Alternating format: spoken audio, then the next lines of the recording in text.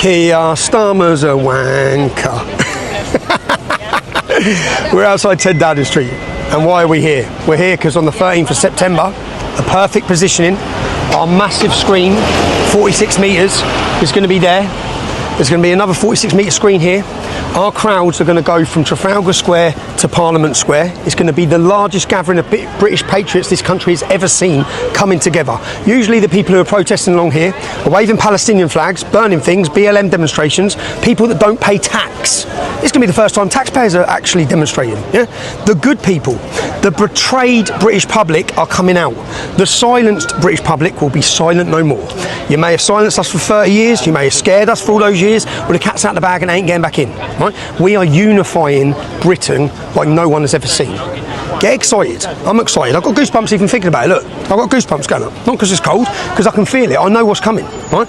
You need to come and experience what we're going to experience this day. That feeling of camaraderie, that feeling of togetherness, of community, of British fighting spirit that runs inside every single one of us. It's in our DNA.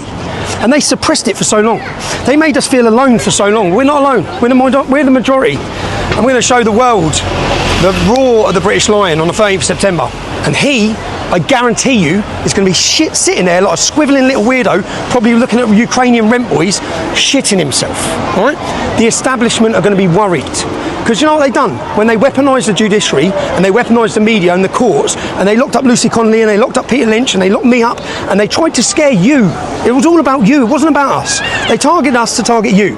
They wanted to scare you into submission, to submit to your country being taken over, to becoming a minority in your own country, to having your free speech taken away from you. You're meant to just sit there and shut up, especially if you're working class. Well, we're going to show them we're not going to sit down, we're not going to shut up, and we're only just getting started. Think about where we've come in 12 months. We've gone from 30,000, I guarantee you we're going to have 1 million people in our capital city.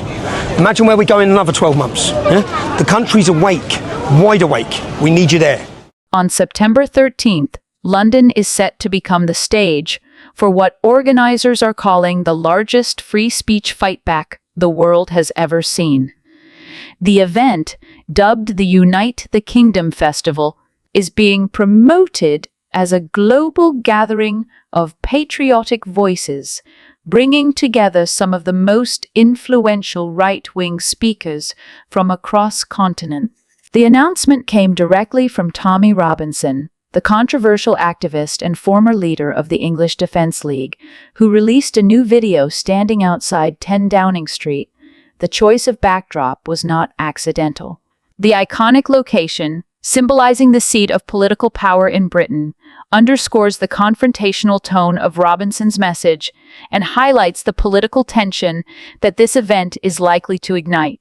Organizers frame the September 13th festival as more than a domestic rally. The rhetoric positions the gathering as international, with Robinson insisting that this is not merely about uniting the kingdom, but uniting voices from around the world in defense of free speech.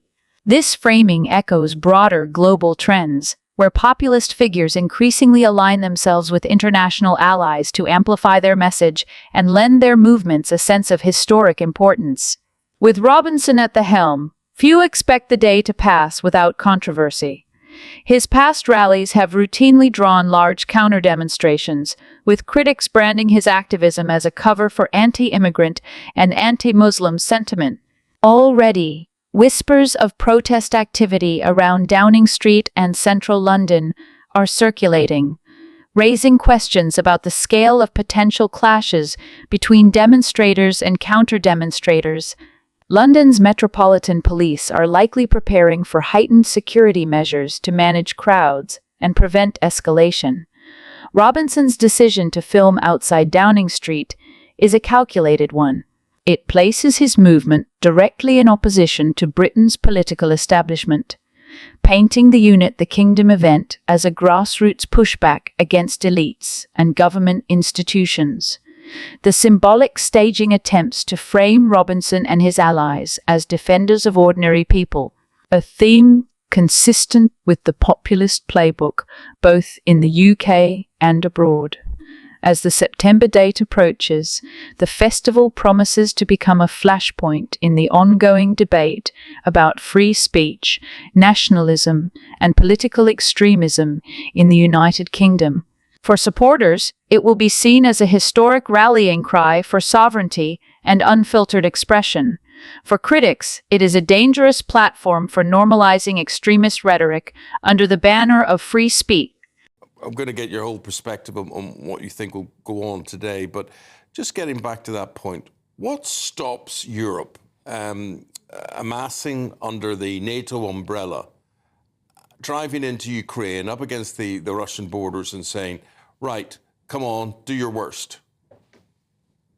Good morning. Well, I mean, the trite answer is that the European nations are not in a position militarily to do so, because over the past couple of decades, the armed forces have atrophied with the peace dividend from the end of the Cold War, and also because they have relied, as Donald Trump has so rightly pointed out so many times, they've relied on the USA for their security through NATO.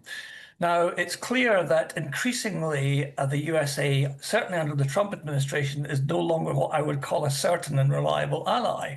And so the European states have got to get their act together, but that can't happen overnight. So a European military, if you want to call it that, is not in any way ready to do that. And that includes the UK. I mean, the UK has got very little to offer militarily across the board at the moment, and we've got to build ourselves up. Hence the great incentive, the great pressure behind increasing defence spending to 5% of GDP.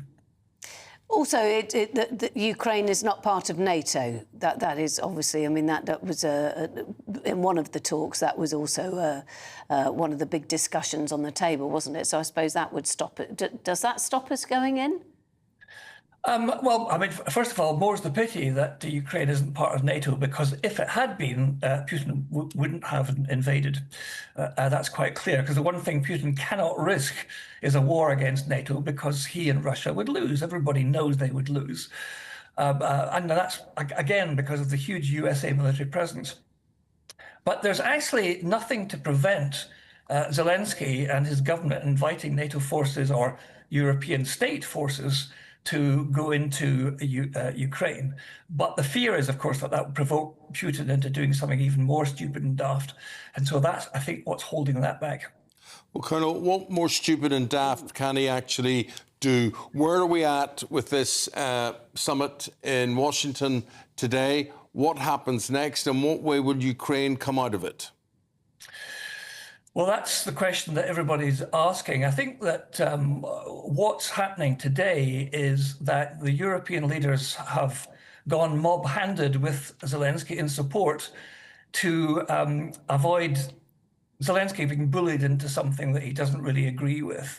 And Penny was quite right when she said that Trump is a bully. That's how he conducts his business. He tries to bully people, and it's far easier to bully Zelensky, who is in a position of weakness, than it is to bully Putin, who arguably is from a relative position of strength. And so I don't know what's going to happen today. I would hope that Zelensky is able, with the support of his European colleagues, to stand up to what Trump is trying to do, which is wrap everything up easily and then go on to get his Nobel Peace Prize. And I think that we'll just really have to wait to see what comes out of it, because it's almost unpredictable.